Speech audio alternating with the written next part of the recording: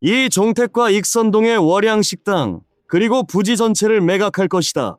시아버지는 잠시 말을 멈춘 뒤 나를 똑바로 바라보았다. 그리고 너는 짐을 정리해서 이달 말까지 장씨 집안에서 나가거라. 시아버지는 내가 시어머니의 49제를 마친 뒤에도 상복을 미처 벗지 못한 채 앉아 있을 때 그 말을 꺼냈다. 불과 1시간 전까지만 해도 친척들이 대청을 가득 메우고 앉아 있었다. 이제는 모두 돌아가고 없었다. 제단 위에는 배와 밤을 담은 쟁반이 아직 치워지지 않았다. 미역국은 식어 있었다. 향 연기는 이틀 가까이 잠도 제대로 못 자며 곁을 지킨 시어머니의 영정주의를 아직도 맴돌고 있었다. 나는 여전히 바닥에 무릎을 꿇은 채 참기름과 마늘 냄새가 벤 손으로 제삿밥 그릇 옆에 떨어진 밥알을 하나씩 주었다. 적어도 하룻밤쯤은 이 가족이 내게 슬퍼할 시간을 줄 거라고 생각했었다. 하지만 그들이 내게 준 것은 집에서 나가라는 명령이었다. 아버님, 월향까지 파시겠다는 말씀이세요? 시아버지는 대답하지 않고 내 앞에 낮은 탁자 위에 서류철 하나를 내려놓았다. 표지에는 서울 종로구 익선동의 돌길 골목 안에 자리한 한옥식당의 이름이 적혀 있었다. 내가 22년 동안 주방을 지켜온 곳, 내 마지막 보금자리가 될 거라 믿었던 곳. 신우임이라는 시아버지의 오른쪽에 앉아 있었다. 그녀는 여전히 검은 상복을 입고 있었고 두 손은 무릎 위에 가지런히 올려놓고 있었지만 눈빛은 소름이 끼칠 만큼 태연했다. 맞은편에는 우진이 있었다. 내 인생의 절반이 넘는 세월을 함께 살아온 남편은 그저 고개를 숙여 상복띠를 고쳐맬 뿐 내 쪽을 단 한 번도 바라보지 않았다. 그 순간 그들이 이미 오래전에 모든 논의를 끝냈다는 것을 깨달았다. 마지막으로 알게 된 사람은 나뿐이었다. 어머님이 돌아가신 지 아직 2달도 안 됐어요. 왜 지금 식당을 팔아야 하죠? 시아버지는 출금 전표 한 장을 꺼내 탁자 너머로 밀어보냈다. 내 아내가 병원에 있는 동안 장부를 확인해 보니 월향에서 30억 원이 빠져나갔더구나. 서류에는 내 이름이 적혀 있었다. 그 아래에는 부정할 수 없을 만큼 눈에 익은 내 서명이 있었다. 하지만 30억 원이라는 금액은 전혀 낯설었다. 시아버지는 출금 전표 6장을 더 탁자 위에 내려놓았다. 모든 서류에 내 서명이 있었다. 모든 서류에는 시어머니가 입원해 있던 동안 월향의 자금이 이체된 것으로 기록돼 있었다. 30억 원이 사라졌다. 시아버지의 목소리는 내 무릎 아래의 돌바닥보다 차가웠다. 그리고 모두 네 이름으로 되어 있다. 미라는 살짝 고개를 돌렸다. 그녀의 입꼬리가 찰나에 올라갔다가 곧 사라졌다.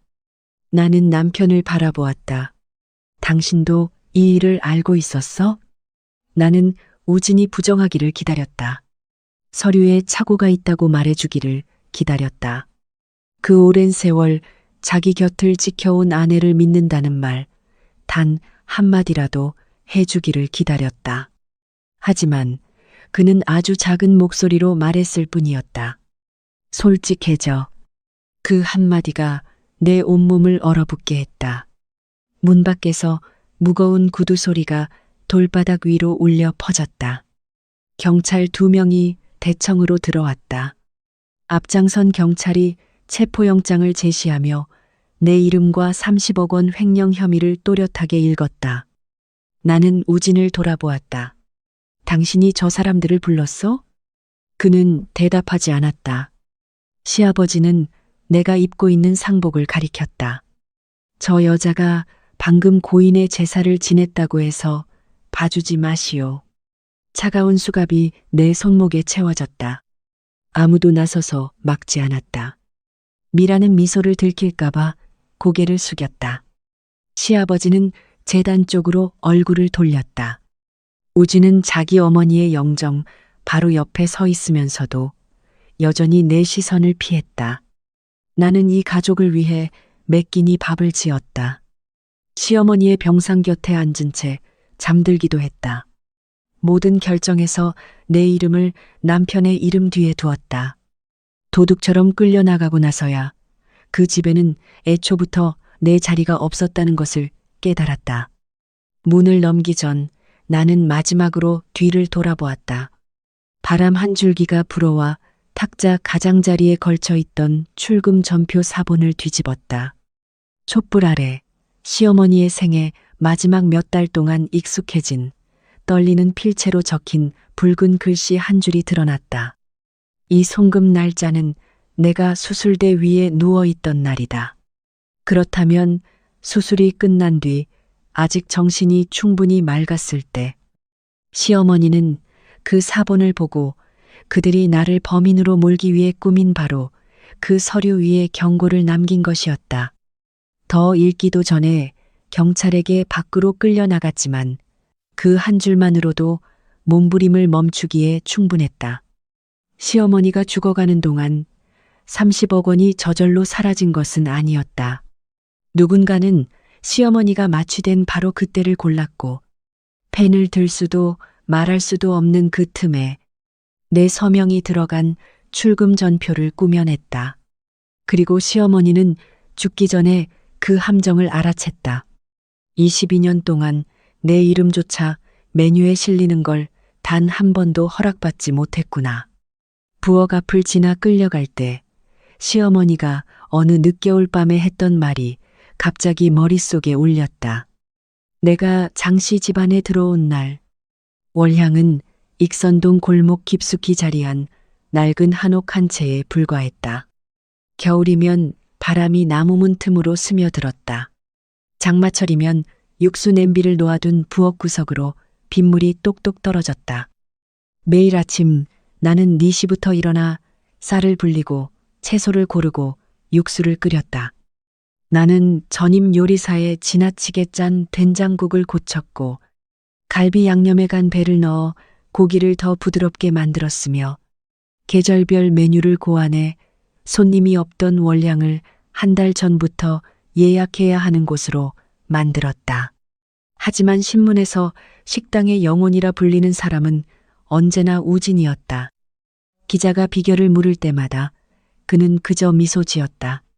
저는 모든 것을 어머니에게서 배웠습니다. 나는 주방문 뒤에 서서 두 손에는 여전히 마늘 냄새가 밴 채 남편이 제목도 아닌 칭찬을 당연하다는 듯 받아들이는 목소리를 듣고 있었다. 그때 나는 부부는 하나라고 스스로를 위로했다. 누구의 이름이 나오든 중요하지 않다고 생각했다. 그러다 어느 날 우진은 요리사 명패에서 내 이름을 떼어냈다.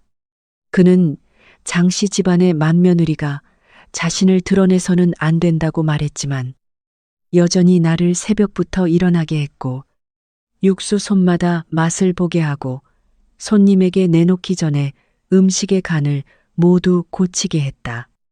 나는 남편 뒤에 서는 것이 아내가 가정을 지키는 방법이라고 생각했다. 그가 내 이름을 가리고 있었을 뿐 나를 지켜준 적은 없었다는 사실은 미처 몰랐다. 우진이 연회에 참석하고 상을 받을 때 나는 병원에 남아 시어머니를 돌보았다. 죽을 한 숟가락씩 떠먹여 드리고 땀에 젖은 옷을 갈아입혀 드렸으며 수없이 많은 밤을 시어머니의 침대 곁에 앉은 채 잠들었다. 한 번은 시어머니가 굳은 살이 박인 내 손을 붙잡았다. 월향이 오늘까지 살아남을 수 있었던 것은 내 두 손 덕분이다. 나는 그 말을 듣고 울었다. 누군가 내 노고를 제대로 인정해 준 것은 그때가 처음이었기 때문이다. 그날 내가 직접 일으켜 세운 주방 앞을 지나 끌려가며 벽에 걸린 동판을 보았다. 그 위에는 세 글자만 적혀 있었다. 장우진. 나는 문득 그들이 돈을 빼앗고 식당을 팔고 나를 집에서 쫓아내려는 것만이 아니라는 것을 깨달았다.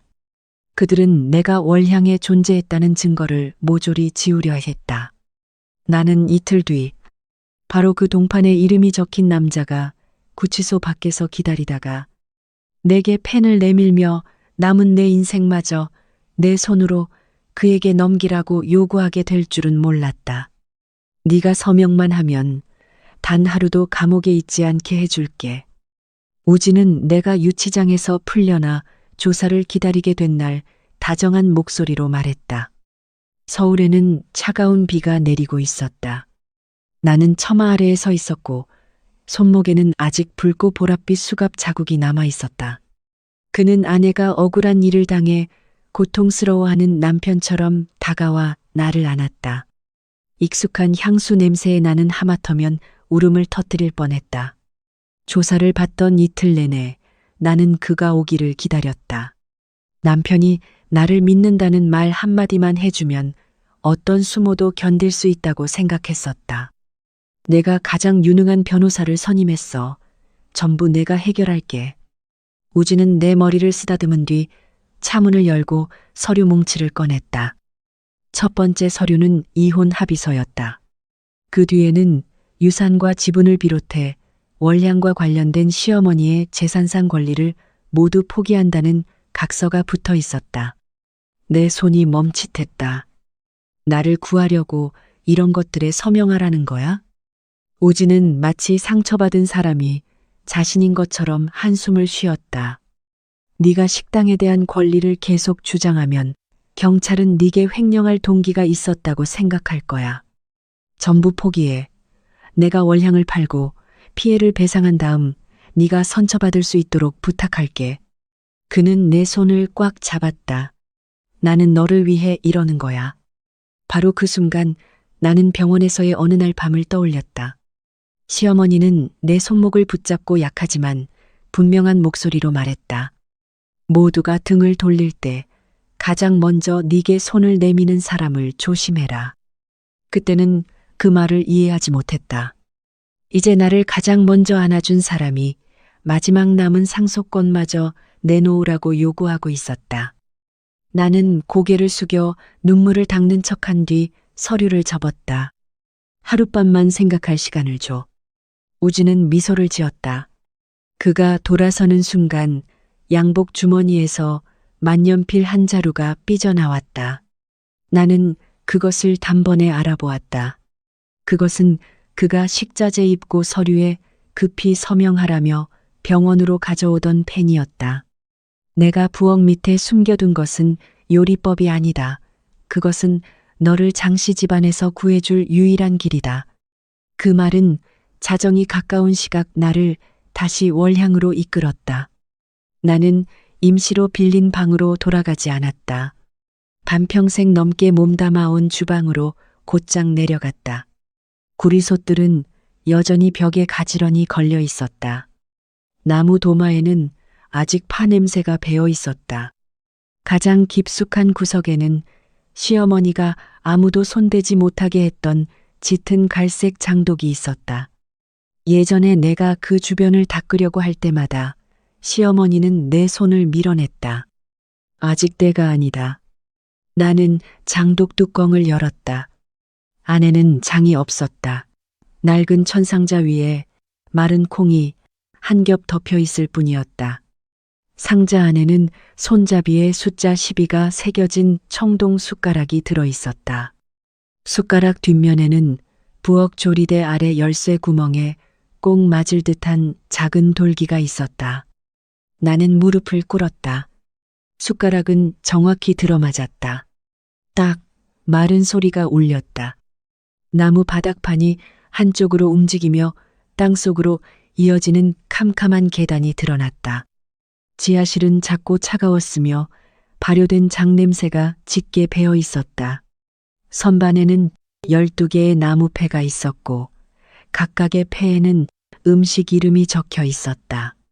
뒷면에는 메시지뿐 아니라 날짜와 문서 번호, 시어머니가 내게 찾아가라고 한 사람의 이름도 적혀 있었다. 그 옆에는 누렇게 변한 거래장부 몇 장이 놓여 있었다. 돈이 낯선 회사들을 거쳐 이동한 흔적이 있었고 그 중에는 시어머니가 입원해 있던 기간과 날짜가 겹치는 거래도 있었다. 가장 아래에는 문혜진이라는 이름으로 발급된 공증수수료 영수증이 있었다.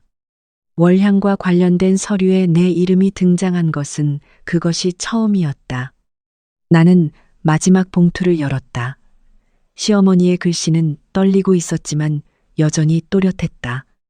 음식으로 복수하지 마라. 그것을 이용해 그들이 스스로 본성을 드러내게 해라. 시어머니는 누군가가 장부를 고치고 있다는 것을 알고 있었다. 그 사람이 시어머니가 죽은 뒤 나를 희생양으로 만들려 할 것이라는 사실도 알고 있었다. 첫 번째 패에는 갈비찜이라는 이름과 붉은 잉크로 쓴 한 줄이 적혀 있었다. 네가 모든 것을 잃었다고 믿는 사람부터 시작해라. 새언니가 감히 내 가방에서 물건을 가져갔다면 오늘 밤 당장 감옥에 보내버릴 거야. 미라가 들고 있던 검은색 핸드백이 월향 주방 바닥에 떨어지자 그녀가 소리쳤다. 피임약 한 판이 먼저 미끄러져 나왔고 그 뒤로 호텔 카드키와 4번 접힌 영수증이 따라 나왔다. 나는 열쇠와 입고 장부, 조리 도구를 넘기기 전 마지막으로 물품을 확인하고 있었다. 내가 월향에 남겨두고 가야 할 세월은 몇 개의 종이 상자 안에 담겼고 미라는 팔짱을 낀 채 통쾌하다는 표정으로 나를 지켜보고 있었다. 아직도 새언니가 이 집안 사람이라고 생각하지 마. 오빠는 이미 이혼 서류를 준비했어. 나는 몸을 숙여 바닥에 떨어진 물건들을 주웠다. 영수증에는 해담 호텔의 이름이 적혀 있었다. 그곳은 월향 재개발 프로젝트 책임자인 권태연이 자주 사업 관계자들을 만나는 곳이었다. 미라는 가방을 낚아챘다. 뭘 본 거야? 그녀의 눈에는 더 이상 경멸이 없었다. 비밀을 들킨 사람의 두려움만 남아 있었다. 네가 누구를 만나는지는 나와 상관없어. 나는 모든 물건을 그대로 가방 안에 다시 넣었다. 내 물건은 전부 그대로 있어. 카메라에도 찍혔어. 누군가 나를 절도나 협박으로 몰아갈 수 없도록 일부러 CCTV 바로 아래에 서서 두 손을 펼쳐 보였다. 바로 그때 낯선 배달원이 고체 연료 2상자를 창고 안으로 밀고 들어왔다. 그의 작업복에 적힌 회사 이름은 공급업체 장부에 없었다. 우진은 사무실 유리 너머에 서서 물건을 지하실로 내려가는 통로 쪽으로 가져가라고 손짓했다. 그 남자가 고개를 숙였을 때 나는 그의 왼쪽 귀 아래에 난 긴 흉터를 보았다. 나는 그 자리에서 묻지 않았다. 유리에 비친 모습을 이용해 회사 라벨과 차량 번호판을 조용히 촬영했다. 미라는 가방을 낚아채고 떠났다. 문을 닫기 전 그녀가 뒤를 돌아보았다. 식당도 자유도 모두 잃게 될 사람은 내가 아니야. 휴대전화에서 옛 장부를 찍어둔 사진을 열어 대조했다. 호텔 영수증의 날짜는 실제 영업 활동이 없는 회사로 2억 원이 송금된 날짜와 일치했다. 그 금액 옆에 시어머니는 붉은 잉크로 동그라미를 치고 3글자를 적어 놓았다. 미라는 안다. 피임약 한 판은 어떤 범죄도 증명하지 못했다. 하지만 영수증에 적힌 날짜는 미로에서 빠져나가게 해줄 첫 번째 실마리였다. 이 영상이 사라진다면 내가 가장 먼저 수사를 요청할 대상은 바로 당신의 시댁입니다. 한승재 변호사는 내가 가방을 그대로 미라에게 돌려주는 장면에서 영상을 멈췄다. 그는 즉시 수사기관에 월향 서버의 원본 영상을 보존하도록 요청했고 동시에 해담 호텔에 공문을 보내 예약 기록과 엘리베이터 카드 사용 기록 및 결제 정보를 보존하도록 했다. 나는 흉터가 있는 배달원의 회사 라벨 사진과 차량 번호판 사진을 그에게 건넸다. 승재는 한참 동안 그것들을 바라본 뒤 별도의 파일에 저장했다. 아직 그가 무슨 일에 연관되어 있는지는 모릅니다. 하지만 지금부터는 동행하는 사람 없이 혼자 지하실에 내려가서는 안 됩니다. 그는 미래그룹 감사실에 태연의 이메일과 회의 일정과 법인카드 지출 내역을 보전하도록 요청하기도 했다. 훔치지도 협박하지도 마십시오. 누구의 사생활도 약점으로 이용해서는 안 됩니다. 승재가 말했다. 법대로만 가면 거짓말하는 사람은 스스로 발자국을 남깁니다. 사흘 뒤 첫 번째 발자국이 나타났다. 호텔 복도 CCTV 영상은 이미 덮어쓰기 됐지만 그것을 지운 사람도 예약 기록과 엘리베이터 카드 사용 기록 및 결제 영수증을 동시에 지울 수는 없었다.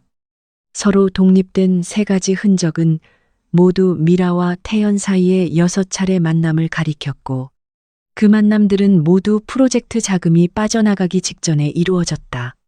감사관들은 계속해서 그 돈을 추적했고 시장가보다 수백억 원 낮게 평가된 월향 감정평가서를 찾아냈다.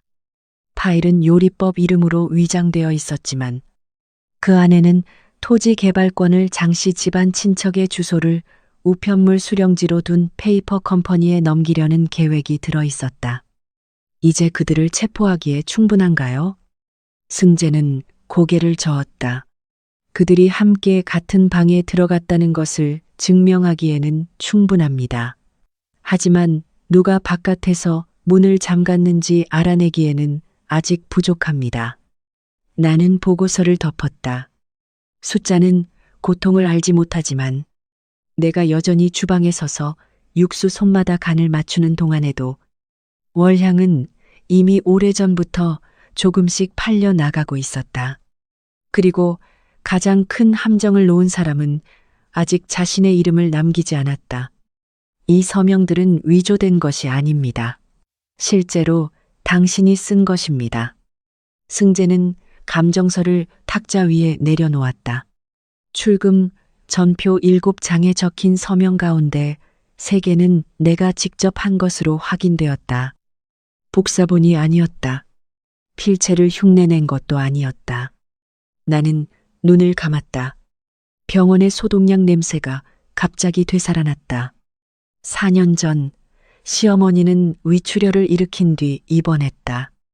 낮에는 내가 주방에 서 있었고 밤에는 시어머니의 침대 옆 접이식 의자에서 잠을 잤다. 어떤 날은 2시간도 채 눈을 붙이지 못했다. 우진은 식자재 입고 서류를 자주 병원으로 가져왔다. 미리 서명해도 수량은 내가 나중에 확인할게. 납품업체가 기다리고 있어. 나는 남편을 믿었다. 한 번은 시어머니가 응급실로 실려가는 다급한 상황이라 금액란이 비어있는 서식 10장에 연달아 서명했다. 그때 나는 서둘러 그은 서명 하나가 몇 년 뒤 내 목을 조르는 밧줄이 될 수 있다고 생각하지 못했다. 제가 서명한 게 맞아요. 내 목소리는 완전히 잠겨 있었다. 승재는 위로하지 않았다. 대신 인쇄 잉크가 겹쳐진 순서를 가리켰다. 서명은 진짜지만 내용 부분은 나중에 인쇄됐습니다. 식자재 입고 서식이 자문료와 수리비, 운송비 청구서로 바뀐 것입니다. 돈은 3개의 중간 회사를 거쳐 우진의 친척 명의로 된 계좌로 되돌아갔다. 모든 책임이 맨 처음 서류에 서명한 사람에게 돌아가도록 짜여 있었다. 그 사람이 바로 나였다. 시어머니가 고열에 시달리던 날의 날짜가 적힌 청구서도 있었다. 내가 수술실 앞을 지키고 있던 바로 그날 작성된 청구서도 있었다. 우진은 내가 가장 지치고 두려워하던 순간들을 골랐다. 그 사람은 제 서명만 이용한 게 아니에요. 나는 속삭였다. 제가 어머니를 돌보던 날들까지 이용해서 저를 해쳤어요. 그날 밤 승재는 월향 서버에서 이메일 초안 하나를 복구했다. 내용은 한 문장뿐이었다. 서명 부분은 그대로 두고 나머지는 전부 바꿔. 초안에는 수신인이 적혀 있지 않아 누구를 기소하기에는 충분하지 않았지만 그 함정이 오래전부터 준비되었다는 사실은 증명했다. 나는 백지 서류에 서명한 잘못을 저질렀다. 하지만 그 잘못을 범죄로 바꾼 사람은 내 서명을 위조할 필요조차 없었다.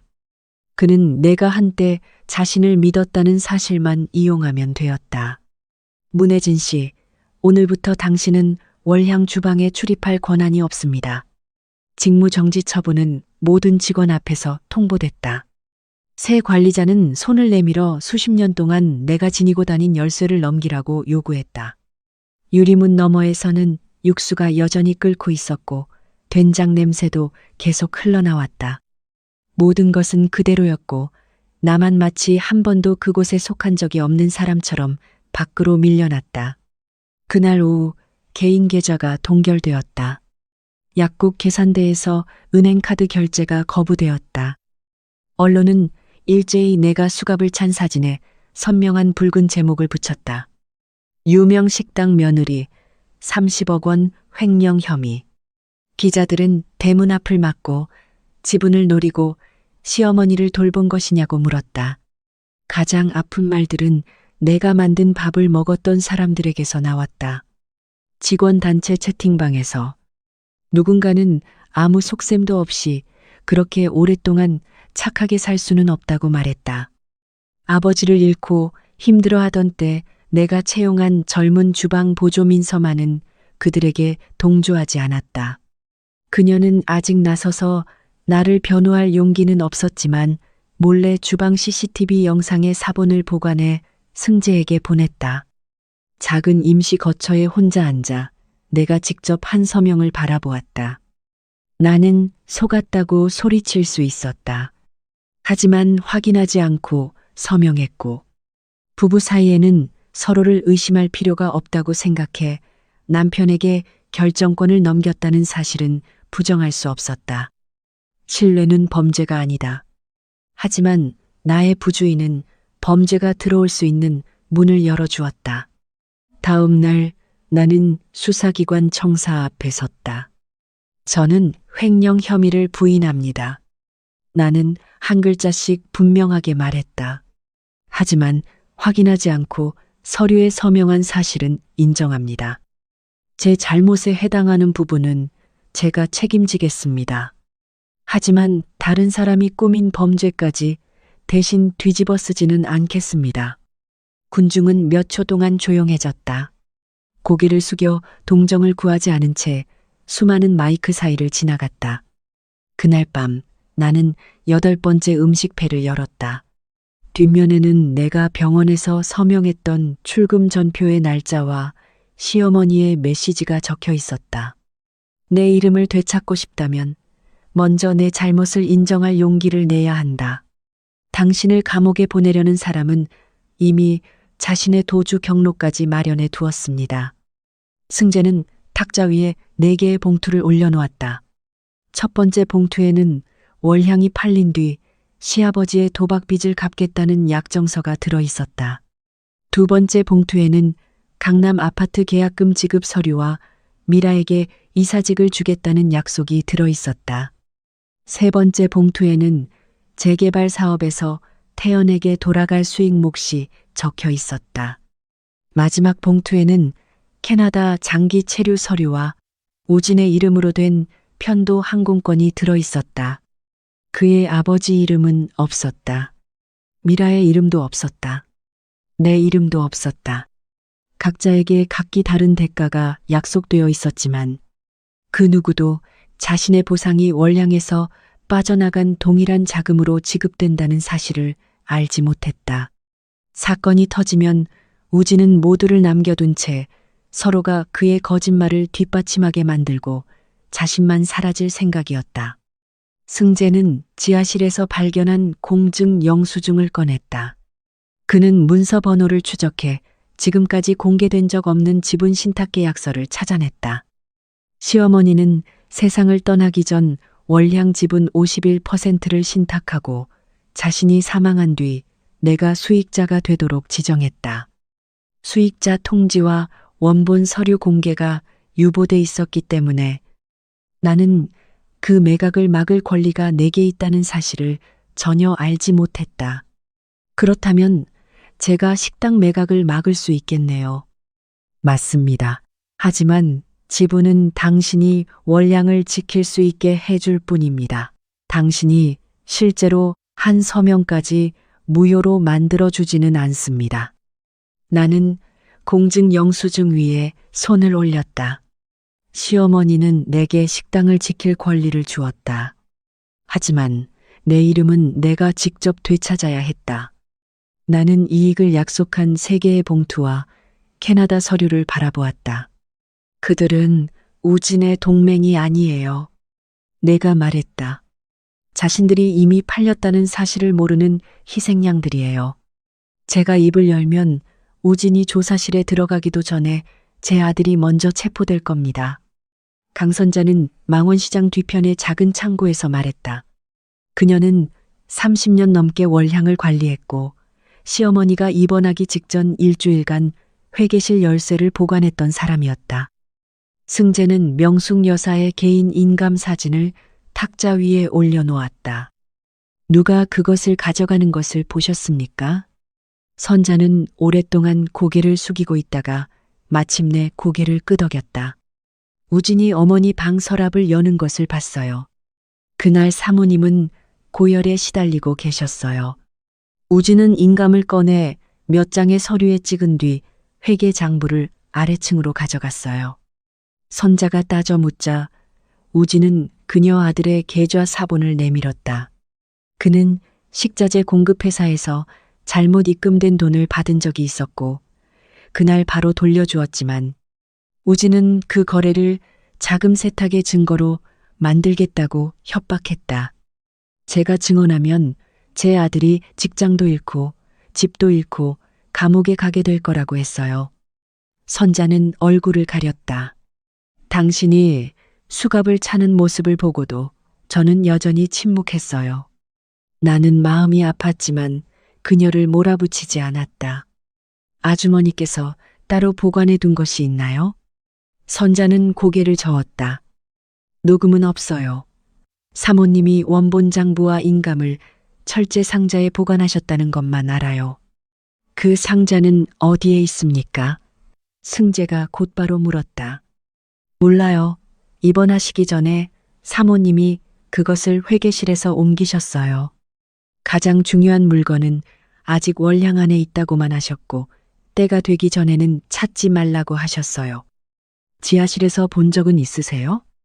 한번 내려가서 찾아봤지만 장독 선반과 장독, 오래된 서류밖에 보지 못했어요. 아마 사모님이 비밀칸에 숨기신 것 같아요.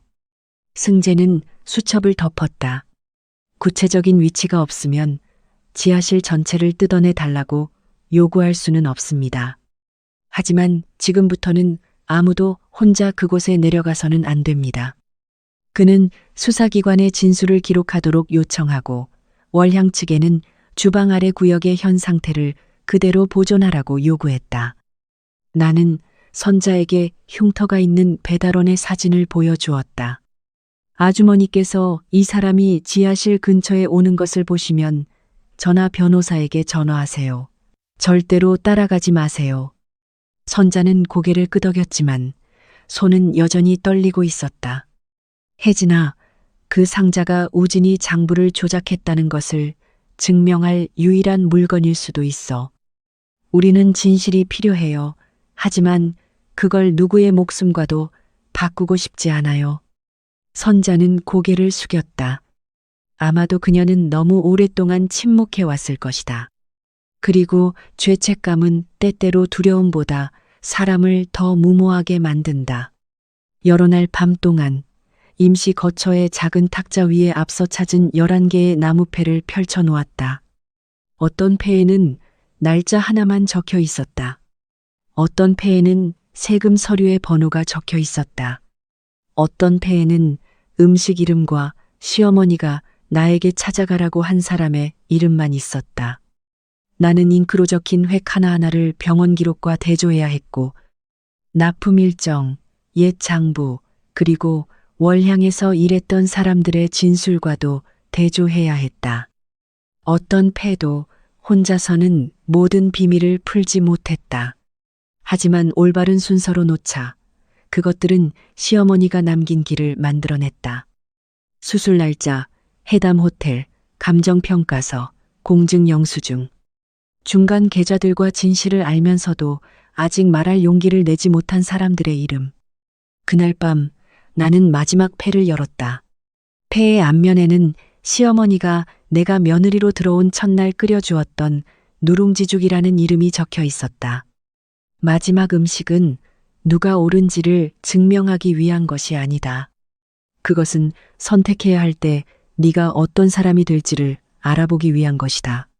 나는 그 선택이 아주 가까이 와 있다는 것을 모른 채 패를 내려놓았다. 제가 졌어요. 하지만 월량을 떠나기 전에 마지막으로 한 끼를 요리하게 해주세요. 식당 매매 계약서가 내 앞에 놓였을 때 나는 말했다. 연회가 끝나면 권리 포기 서류에 서명할게요. 저는 그저 어머니가 좋아하셨던 12가지 음식을 만들고 친척들에게 절을 올린 뒤 장씨 집안을 떠나고 싶어요. 절을 올리겠다는 말에 우진은 만족했다. 매수인은 지분 분쟁 때문에 거래에서 빠지겠다고 위협하고 있었고, 우진에게는 기자들과 장씨 집안 어른들 앞에서 내가 경영권을 공개적으로 포기하는 장면이 필요했다. 좋아. 하지만 연회는 생중계해야 해.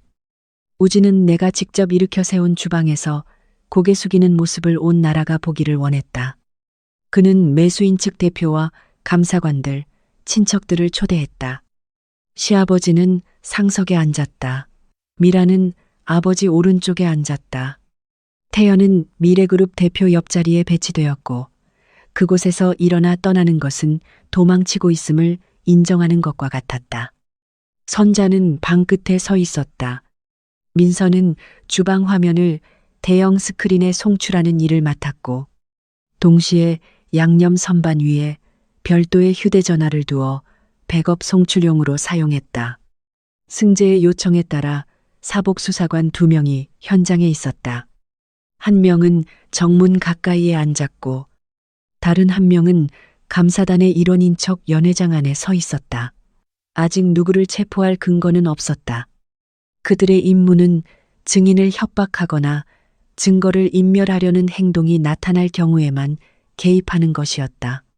뒤쪽 납품용 문은 대청에서는 전혀 보이지 않는 좁은 골목으로 이어져 있었다. 그곳은 직원들이 매일 이용하는 통로였기 때문에 우진의 의심을 사지 않고는 그 문을 잠글 수 없었다. 연회가 시작되기 전 흉터가 있는 배달원이 우진이 직접 서명한 임시직원증을 달고 그 통로에 나타났다. 그는 뒷문으로 고체 연료 한 상자를 밀고 들어왔다. 음식을 따뜻하게 유지하는 데 쓰는 고체 연료 한 상자만으로는 경찰이 그를 막아 세울 명분이 되지 못했다. 하지만 그의 시선은 서빙구역을 향하지 않았다.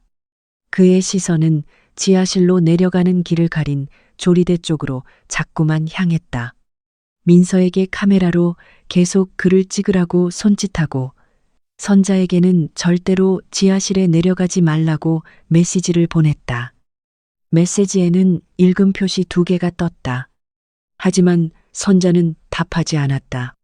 카메라가 켜지자 우진은 어머니의 영정 앞에 섰다. 오늘 제 아내는 자발적으로 월량의 경영권을 포기할 것입니다. 나는 시어머니의 낡은 앞치마를 두르고 12개의 쟁반을 3줄로 놓았다. 처음 4가지 음식은 시어머니의 정신이 여전히 또렷했다는 것을 증명했다. 가운데 4가지 음식은 자금의 흐름을 추적했다. 마지막 4가지 음식은 각자에게 진실을 말할지 우진 대신 희생양이 될지를 선택하게 했다. 미역국이 상위에 놓였다. 우진은 살짝 웃었다. 그저 어머니가 드셨던 음식일 뿐이야? 아니. 나는 12번째 청동 숟가락을 영정 옆에 놓았다. 이것은 누군가 어머니가 아무런 판단도 내릴 수 없을 만큼 정신이 온전하지 않다고 주장한 날, 어머니가 드신 음식이에요. 시아버지의 입가에서 미소가 사라졌다. 이 연회는 사과가 아닙니다. 나는 한 사람 한 사람을 똑바로 바라보았다. 증거가 여러분 대신 말하기 전에 여러분이 직접 진실을 말할 마지막 기회입니다. 고인은 스스로를 변호할 수 없으니 당신들은 감히 그분을 정신이 온전하지 않은 사람으로 몰아간 겁니다. 나는 시아버지 앞에 미역국 그릇을 놓았다. 화면에는 시어머니가 병상에 앉아 숟가락을 든 채 카메라 렌즈를 똑바로 바라보는 모습이 나타났다. 원본 데이터에는 날짜와 시간이 명확히 기록되어 있었다. 간호 기록에는 시어머니가 자신의 이름과 입원한 병원을 정확히 답했고 약물 변경 확인서에도 직접 서명한 것으로 나와 있었다. 영상 하나로 그 사람이 하루 종일 정신이 온전했다는 것을 증명할 수는 없어. 시아버지가 말했다. 된장국이 나왔다. 두 번째 영상에서 시어머니는 무와 애호박을 넣는 순서와 오랫동안 장을 공급해온 사람의 이름을 정확히 기억했다. 담당 의사가 화상 연결로 등장해 그날 시어머니에게 선망 증상이 없었다고 확인했다. 그가 인지 기능 평가 결과를 말하려는 순간 화면이 새까맣게 꺼졌다. 내 마이크도 꺼졌지만 천장의 조명은 여전히 켜져 있었다. 누군가 송출 시스템만 따로 차단한 것이었다. 오지는 자리에서 일어나 기술 직원을 꾸짖는 척했다. 장비가 고장났어. 연애는 여기서 끝내는 게 좋겠어. 시아버지는 안도의 한숨을 내쉬었다. 미라는 고개를 숙여 미소를 감췄다. 나는 옷깃에서 마이크를 떼어냈다. 진실이 화면 하나에 의지해야만 살아남을 수 있다면 그것은 진실이 아닙니다. 민서는 여전히 생중계 중인 휴대전화를 들어 올렸다. 승재는 증거보전 절차가 완료됐다는 확인 도장이 찍힌 사본들을 탁자 위에 올려놓았다. 오색 잡채에는 시어머니가 손으로 쓴 메모가 함께 놓였다. 시어머니는 채소를 볶는 순서를 고치고 설탕을 줄이며 당면의 물기를 뺀 뒤 버무려야 한다고 적었다. 필적 감정 결과 그 메모는 수술 전 마지막 주에 작성된 것으로 확인되었다. 오랫동안 일한 주방 직원 한 명이 자리에서 일어났다. 그날 사모님이 저에게 전화하셨어요. 제가 당근을 고르게 썰지 않았다고 혼까지 내셨어요. 몇몇 사람이 웃음을 터뜨렸다. 명숙 여사가 실제로 하던 말투였기 때문이다. 파전이 놓이자 웃음은 사라졌다. 나는 병원 기록을 펼쳤다. 이날 어머니는 직접 제게 반죽을 다시 만드는 법을 알려주셨어요. 10분 뒤 어머니는 수술실로 옮겨졌습니다. 승재는 월향 매매 서류를 탁자 한가운데에 놓았다. 문서 파일은 수술이 시작된 뒤 우진의 사무실 컴퓨터에서 생성되었다.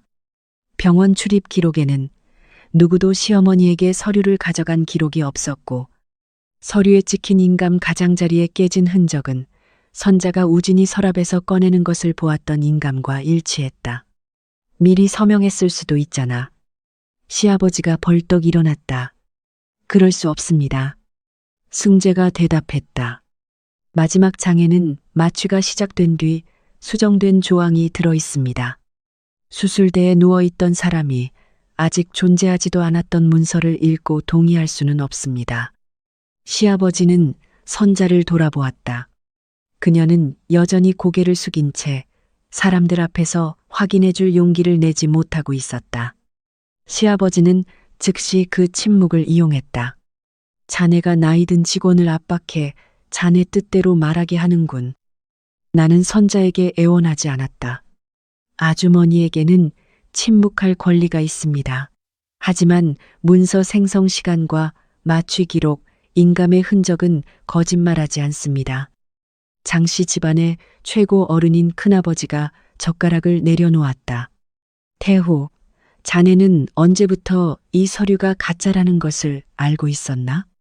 시아버지는 입을 벌렸지만 대답하지 못했다.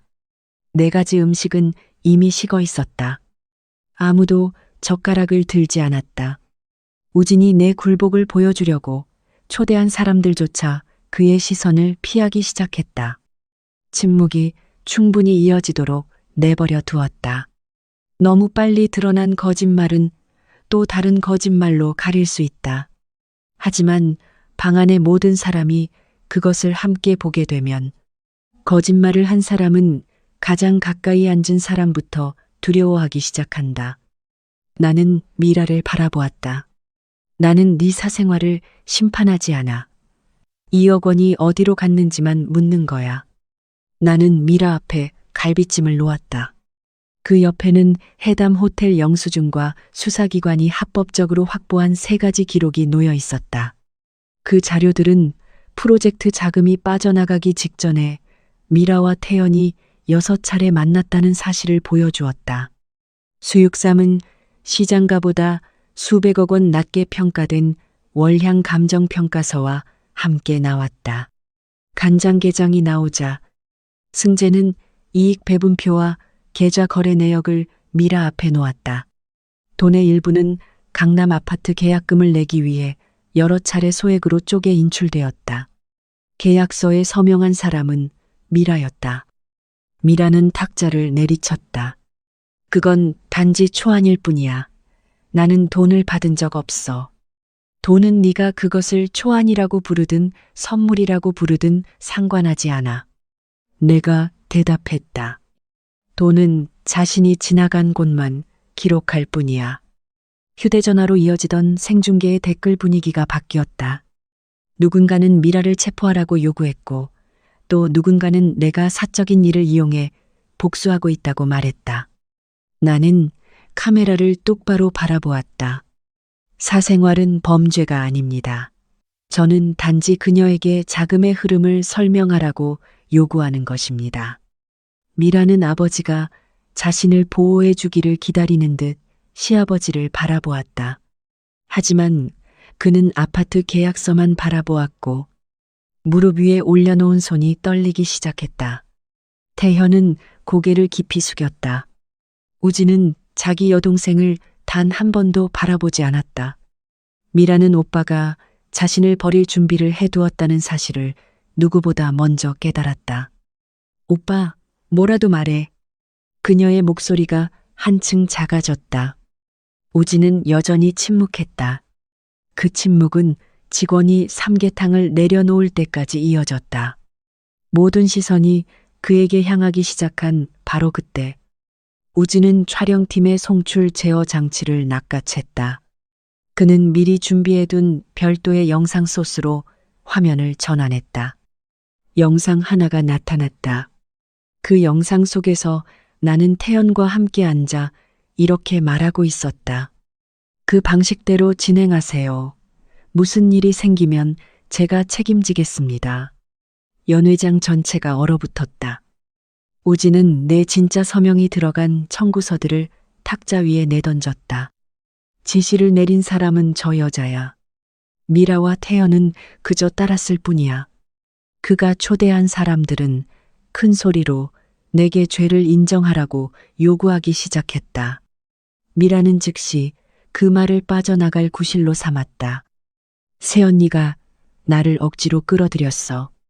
나는 영상의 첫 번째 문장이 채소 공급업체를 바꾸던 회의에서 가져온 것이고 뒤의 문장은 배달이 늦어진 연회에 대해 내가 책임지겠다고 했던 때의 말이라는 것을 알아차렸다.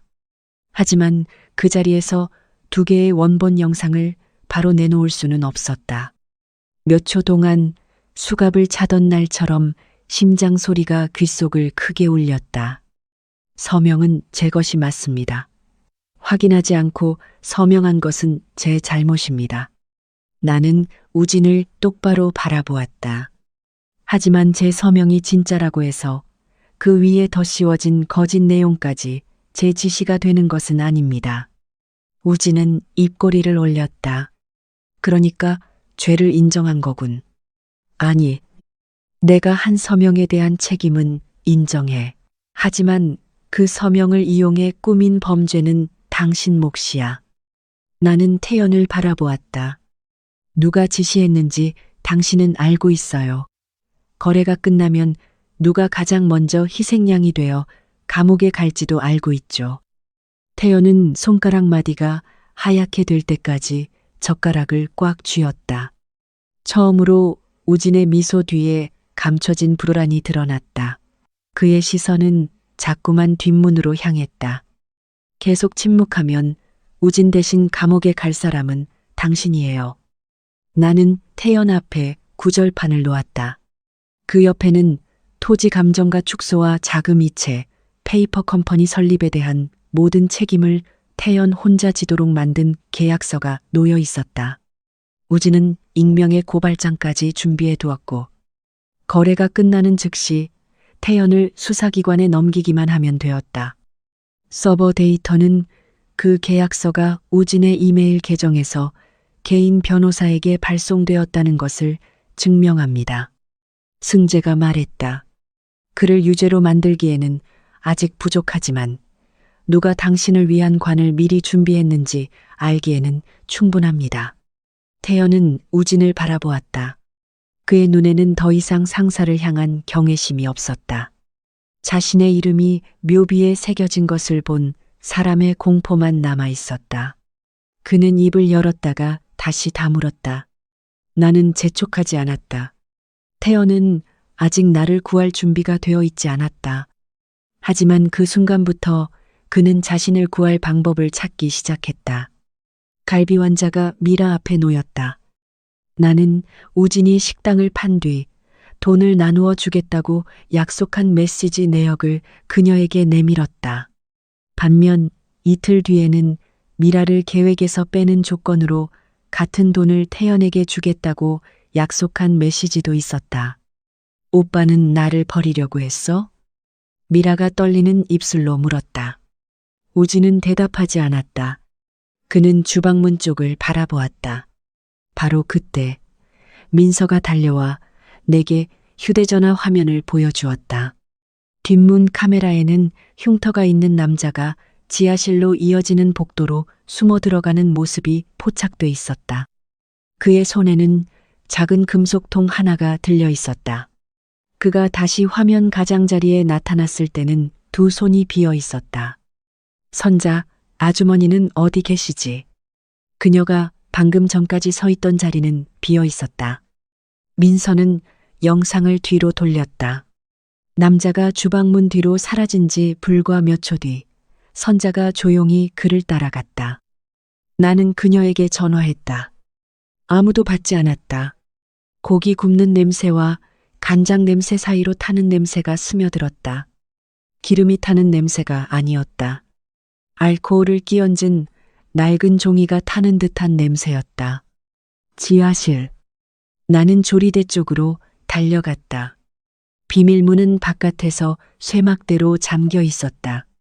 아래쪽에서 약한 두드림 소리가 3번 들렸다. 혜진아.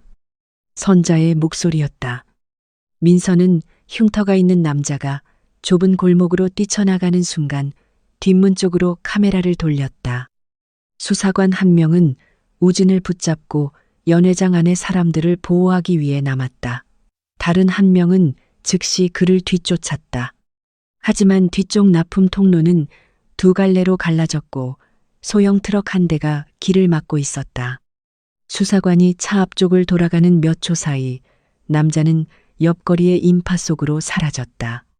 방화범이 골목 끝에서 사라지기 직전 뒤를 돌아보는 순간 그의 얼굴과 왼쪽 귀 아래의 흉터는 여전히 민서의 화면에 선명하게 잡혔다. 나중에 선자는 그가 알코올통을 들고 지하실로 내려가는 것을 보고 조용히 뒤따라갔다고 말했다. 계단 끝에 도착했을 때 그녀는 그가 장독 선반을 한쪽으로 밀어 철제 상자가 들어있는 벽 속 공간을 드러내는 것을 보았다. 그는 상자를 열어 장부와 인감을 확인한 뒤 휴대전화를 꺼내 아주 짧은 전화를 걸었다. 찾았습니다. 깨끗하게 처리하겠습니다. 선자는 달려들어 알코올통을 빼앗으려 했지만 그는 그녀를 밀어 계단 아래로 넘어뜨렸다. 그는 남은 알코올을 서류 선반에 뿌렸고 상자를 벽 속 공간에서 밀쳐 떨어뜨린 뒤 불을 붙이고 문을 바깥에서 단단히 잠갔다. 승재는 곧바로 119에 신고했고 동시에 남아있는 수사관에게 현장을 통제하고 연회장 안에 누구도 떠나지 못하게 하라고 요구했다. 직원들은 소화기로 계단 아래를 향해 분사했지만 불은 이미 마른 나무 선반에 옮겨 붙은 뒤였다. 검은 연기가 휘몰아치며 내려가는 길을 완전히 가렸다. 손바닥이 터져 피가 날 때까지 나무 절굿공이로 쇠막대를 내리쳤다. 문이 열리자마자 불길이 내 얼굴을 향해 덮쳐왔다. 선자는 계단 아래 벽 쪽에 바짝 붙어 쓰러져 있었다. 그녀에게서 채 2미터도 떨어지지 않은 곳에는 벽 속 은닉 공간 밖으로 끌려 나온 철제 상자가 있었다. 상자 뚜껑은 이미 열려 있었다. 연기 사이로 원본 장부와 인감, 그리고 시어머니가 보관해둔 각종 증빙 서류가 보였다. 불길은 밖으로 드러난 종이들을 향해 서서히 번지고 있었다. 나는 오른쪽으로 한 걸음만 내디뎌 상자를 끌어당긴 뒤 돌아오면 되었다. 하지만 불붙은 들보 하나가 선자의 머리 위에서 점점 갈라지고 있었다. 그녀는 상자를 내 쪽으로 밀어보내려 했다. 장부를 가져가.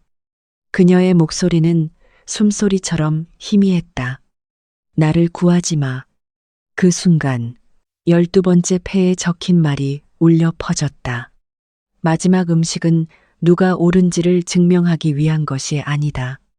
그것은 선택해야 할 때 네가 어떤 사람이 될지를 알아보기 위한 것이다. 나는 철제 상자에 등을 돌렸다. 젖은 수건을 얼굴에 감고 불길 사이를 기어가 선자의 몸을 끌어안았다. 그녀를 그 자리에서 끌어내자마자 들보가 무너져 내리며 철제 상자를 불타는 나무 더미 아래에 묻어버렸다. 내가 수갑을 찰 때 침묵했던 그 여자를 온 힘을 다해 계단 한 칸 한 칸 위로 끌어올렸다. 지하실에서 빠져나왔을 때 내 머리카락은 불에 그을렸고 두 팔에는 물집이 잡혀 있었지만 선자는 여전히 숨을 쉬고 있었다. 내 뒤에서 증거가 든 철제 상자는 불길 속에 잠겼다. 백업 생중계를 지켜보던 수천 명이 그 선택을 목격했다. 우진도 보았다. 그는 마지막 장부가 사라졌다고 믿으며 입꼬리를 살짝 올렸다. 그때 선자가 눈을 떴다. 아직 저 아이를 데려가지 마세요.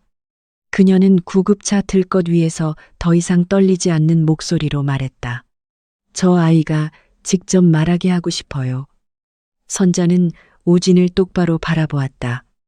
나는 네가 네 어머니의 인감을 가져가는 것을 봤다. 네가 장부를 고치는 것도 봤다.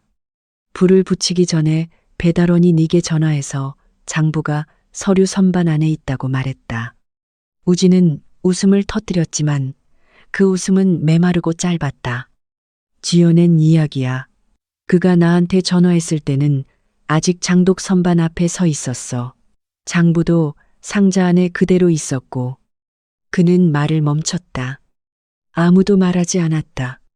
선자는 그 남자가 언제 전화했는지 한 번도 말하지 않았다. 그녀는 철제 상자의 위치도 일부러 틀리게 말했다. 하지만 우진은 방금 자신이 그 전화를 받았고 그 남자가 어디에 서 있었는지 불이 붙기 전 장부가 상자 안에 그대로 있었다는 사실까지 스스로 확인해 버렸다.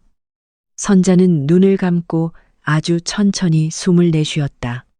나는 네가 거기까지만 말하면 됐다. 민서의 휴대전화는 여전히 생중계 중이었다. 우진은 그녀를 향해 달려들었지만 연회장에 남아있던 수사관과 승재가 즉시 그를 막았다. 바로 그때 골목 입구에서 돌아온 수사관도 달려들어 우진의 반대쪽 팔을 단단히 제압했다.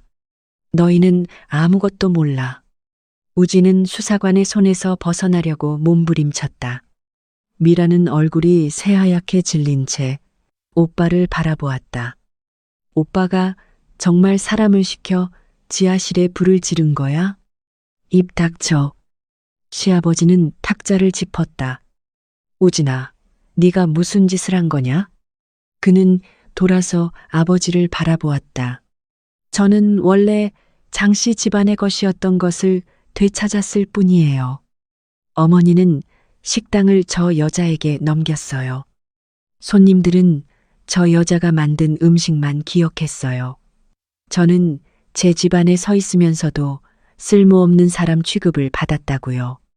아무도 더 물을 필요가 없었다. 그제야 도는 그의 탐욕이 겉으로 드러난 일부에 불과하다는 것을 깨달았다.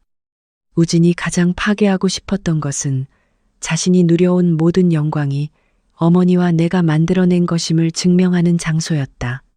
태연이 자리에서 일어났다. 그는 감사관에게 다가가 메모리카드 하나를 탁자 위에 놓았다. 이건 문혜진 씨를 위해서가 아닙니다. 그가 말했다. 저는 단지 저 사람 대신 죽고 싶지 않을 뿐입니다. 메모리카드 안에는 작은 배분표와 출금 전표 삭제 지시, 그리고 고체 연료와 지하실 문을 언급한 녹음 파일들이 들어 있었다. 완전한 자백은 하나도 없었다. 하지만 방금 우진의 입에서 튀어나온 말과 뒷문 영상과 선자의 진술을 합치면 수사기관이 나머지 퍼즐을 어디서 찾아야 하는지 알기에는 충분했다.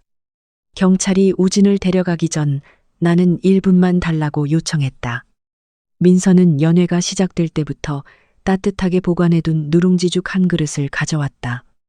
나는 죽 옆에 이혼 서류를 놓고 손가락에서 결혼 반지를 빼냈다. 정말 그 긴 세월을 전부 버리려는 거야? 우진이 물었다. 나는 그것들을 버리는 게 아니야. 나는 반지를 서류 위에 올려놓았다. 되찾는 거야. 장씨 집안이 없으면 너는 아무것도 아니야. 나는 벽에 걸린 그의 이름이 새겨진 동판을 바라보았다. 당신 이름은 아주 오랫동안 저기에 걸려 있었어. 하지만 저 육수솥들은 누구의 손이 간을 맞췄는지 기억하고 있어. 경찰은 두 줄로 늘어선 직원들 사이로 우진을 데려갔다. 아무도 그에게 고개 숙여 인사하지 않았다. 사흘 뒤 흉터가 있는 남자는 서울 남부터미널 근처의 한 모텔에서 체포되었다.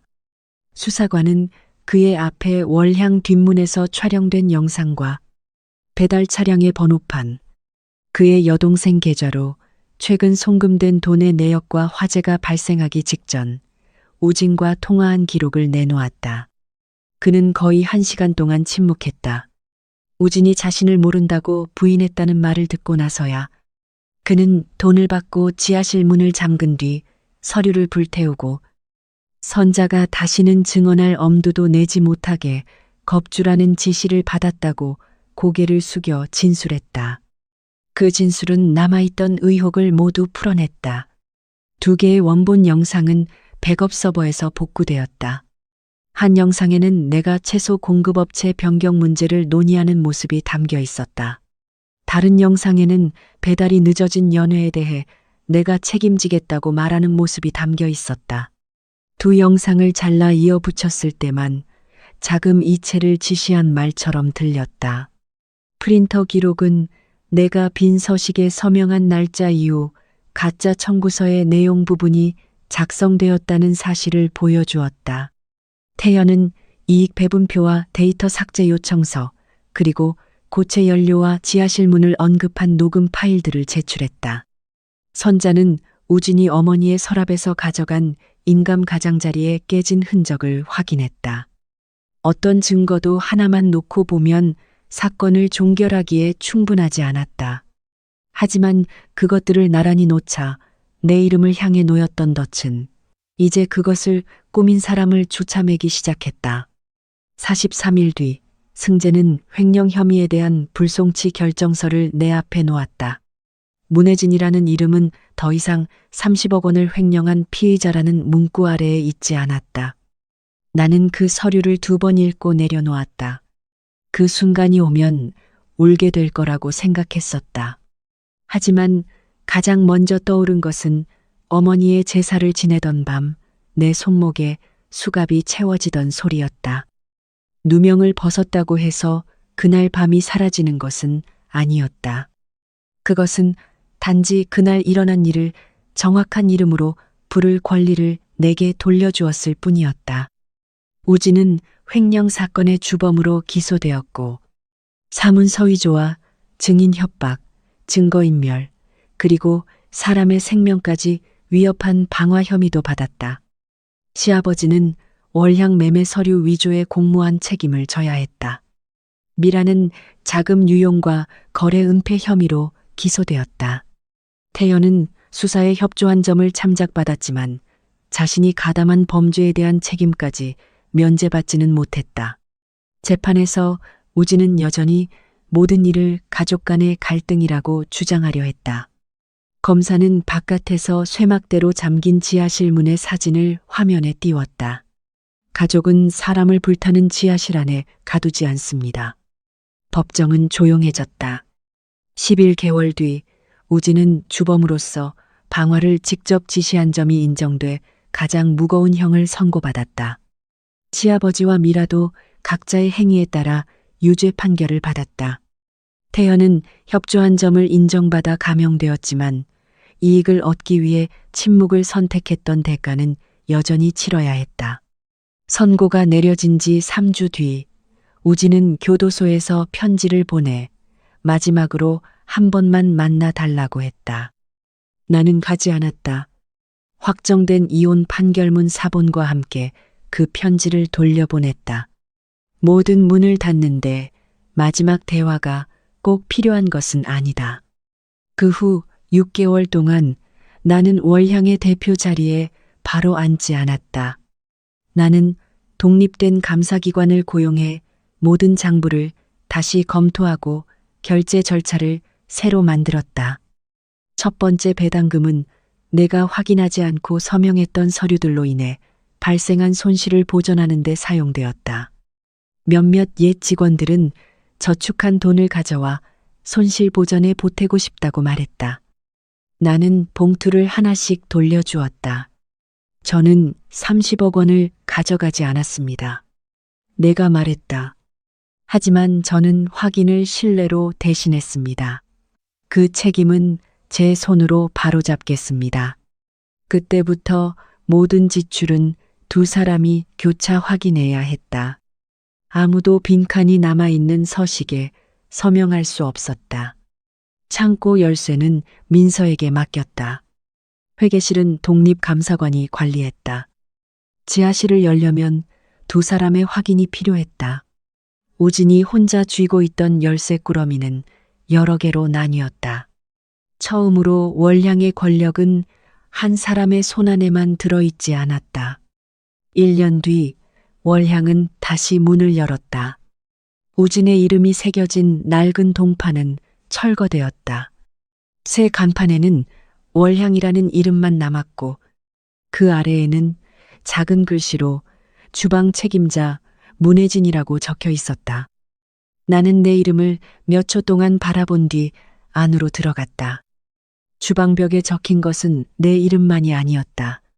나무 명패에는 식당에서 일하는 모든 사람의 이름이 적혀 있었다. 각 음식 옆에는 그 요리법을 개발했거나 오랫동안 지켜낸 사람의 이름이 적혀 있었다. 그때 이미 부주방장이 된 민서는 백설기 항목 아래 적힌 자신의 이름 앞에 서 있었다. 손님들이 저희 이름을 기억하고 언니를 잊어버릴까봐 두렵지 않으세요? 자기 이름이 지워졌던 사람은 다른 사람의 이름을 지우며 살아서는 안 돼. 재개업 전 마지막 주방 점검 날, 한 젊은 주방 보조가 육수솥의 바닥을 태웠다. 그는 얼굴이 새하얗게 질린 채 내 앞에 서서 해고 통보를 기다렸다. 나는 그에게 새 국자 하나를 건넸다. 이 육수는 버려. 처음부터 다시 끓이자. 그는 놀란 얼굴로 고개를 들었다. 다음에는 이상한 냄새가 나면 바로 말해. 우리는 함께 육수를 버렸다. 아무도 탄솥을 숨기지 않았다. 더 약한 사람을 찾아 대신 잘못을 뒤집어 씌우는 사람도 없었다. 지하실의 불탄 벽은 여전히 그대로 보존되어 있었다. 나는 증오를 키우려고 그 흔적을 남겨둔 것이 아니었다. 그곳으로 내려가는 사람들이 한 가지를 잊지 않게 하려는 것이었다.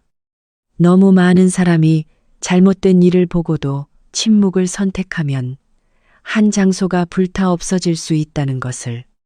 개업하는 날 아침, 선자는 첫 번째 손님이었다.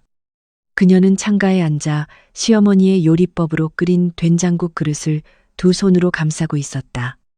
첫 숟가락을 맛본 뒤 오랫동안 고개를 숙였다가 조용히 말했다. 사모님이 정말 기뻐하시겠네. 나는 대답하지 않았다. 12번째 청동 숟가락을 명숙 여사의 영정 아래에 놓고 메뉴의 마지막 장을 펼쳤다.